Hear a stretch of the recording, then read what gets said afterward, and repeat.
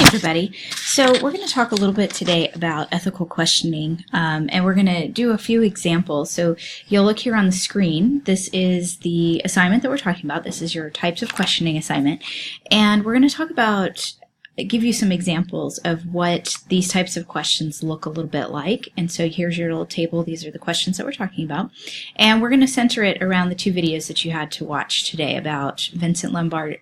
The Lambert is the best way to say it, but the Vincent Lambert case that you'll see here in video 1 and video 2. And so let's talk a little bit about what these questions and stuff look like and how we can kind of make these questions work. So let's rewind just a little bit and do a little summary. We've all watched the videos, but let's talk a little bit about what the case is about. And so this is a 39-year-old man who was in a motorbike accident back in 2008. And since 2008, he's been in a vegetative state and requires a ventilator to breathe. And so without the ventilator, without machinery, he would not be able to survive. The debate within his family and within the courts and the country, as you can see, one side is that they think that he should be removed from the ventilator, which then ultimately would lead to his death. And the other side of the debate is that they would like to continue that life support. And so right now everything is sort of locked in this legal battle and in the law versus, what to do.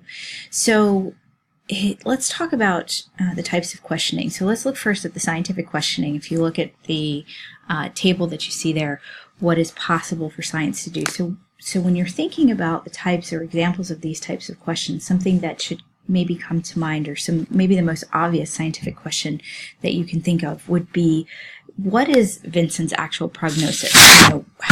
What does it look like in terms of his abilities to improve scientifically?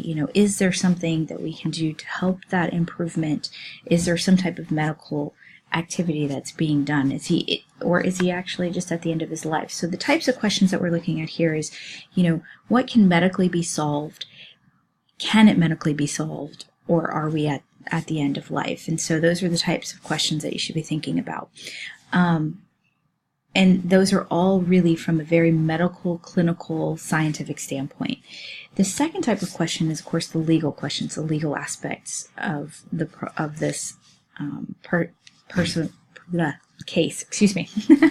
And so the biggest legal question really is, who has the legal right to decide to end life support? And so that's what's going on in this particular case. Is the legal system is trying to figure out who gets to make that decision and what that decision should look like. So when we're talking about the legal questions, what does the law say? What can we do about that? Your third type of questioning really comes down to that personal preference. And so this one's a lot harder. This one we have to identify who the stakeholders are. So at the moment it's his parents.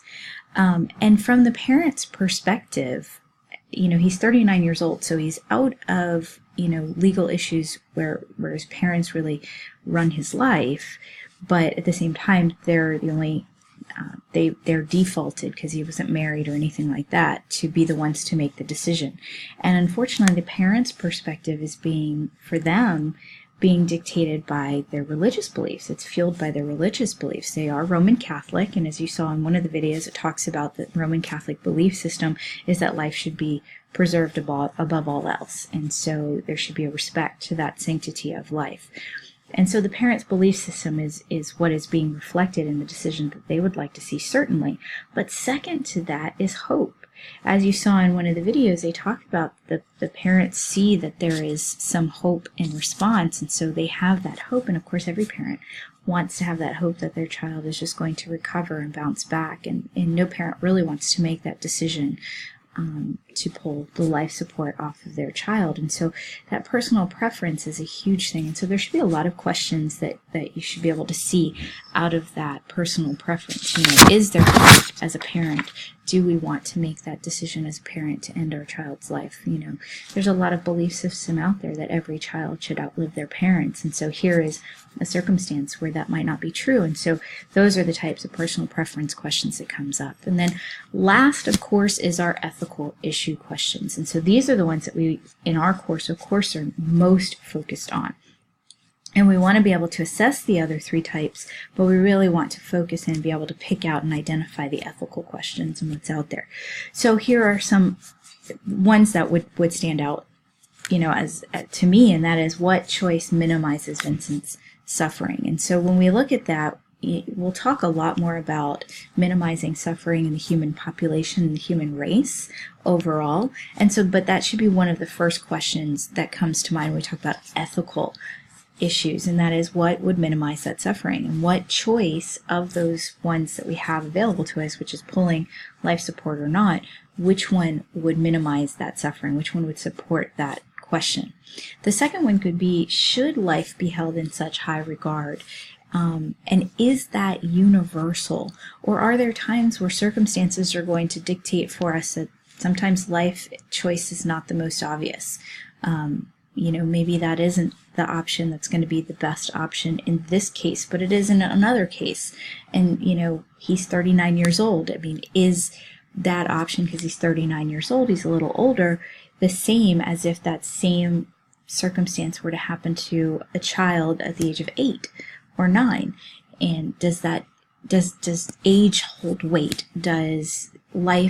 Is life held in more regard because they're younger or because they're older, or those kinds of things? So there's a lot of questions there that you can think of that you could ask. And of course, when we start thinking about these types of circumstances and you look at this particular case, we see a lot of movies out there that are faced with these issues, and of course we want to see the movie happy ending. Movies are not as popular when they don't have that happy ending. So now we want to see that happy ending. Is that always ethical to see that happy ending, especially here in Vincent's case, that the parents went out and he survives as long as they survive? I mean, if they keep him on a ventilator forever, once the parents are gone, who's going to keep them alive? So those are kinds of things that we want to talk about. So below you have a discussion post that you want to talk about some of these questions, and I am looking forward to hearing some of your viewpoints, and maybe you guys come up with questions that I didn't come up with. So I look forward to reading your discussion posts, and please feel free to ask me any questions if they come up. Thanks so much, and have a great day.